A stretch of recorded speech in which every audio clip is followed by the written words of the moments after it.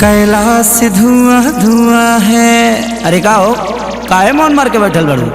कोनो प्रॉब्लम बा? ए जी एगो बात कही। कहा। बड़ा मन करता देवघर जाए के जी।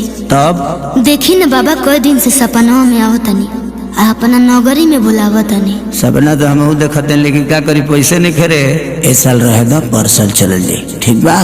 गाड़ियों खाली नहीं खींचा तो हम अब की बार ना मानो, हम तो जेबे करब। चुप।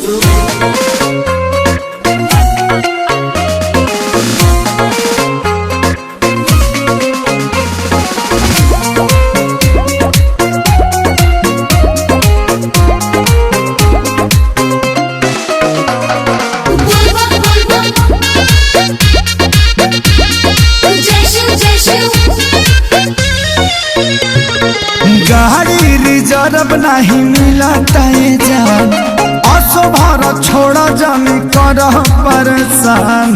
ए हो हर साल चल जाए, छोड़ दना हम ना जाए छोड़। अरे गाड़ी रिजर्व नहीं मिला जान, असो भारत छोड़ा जाने कर परेशान। जाए खातिर देवघर फूलौले बाड़ू लोला, फूलौले बाड़ू लोला। हाँ तो सुनी ना, नहीं रास्ता में मांगब कोका कोला, नहीं रास्ता में मांगब कोका कोला। ए राजा बुक कोके होला, चली ना बोलौले बड़े भोला। राजा बुक कोके होला, चली ना बोलौले बड़े भोला। राजा बुक कोके होला, चली ना बोलौले बड़े भोला। राजा बुक कोके होला।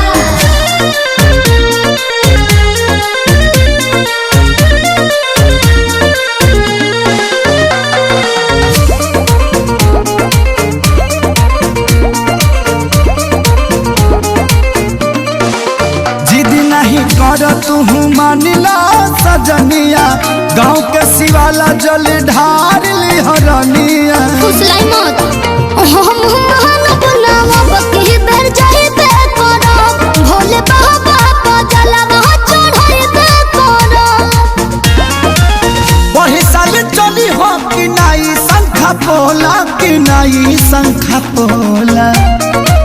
हाँ तो सुनी ना, नहीं रास्ता में मांगब कोका कोला, नहीं रास्ता में मांगब कोका कोला।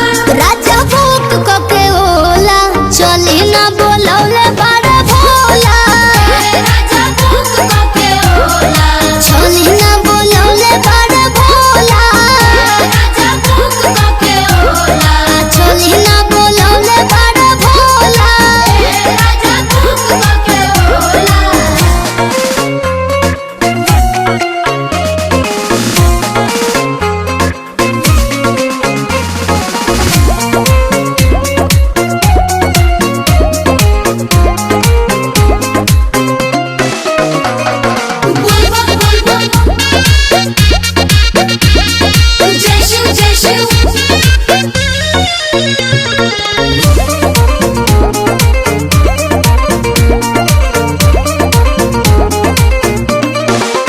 अपना मर्द से करो जानी पंगा, मन बचंगा तो कठौती में गंगा। कहानी मत सुनाई।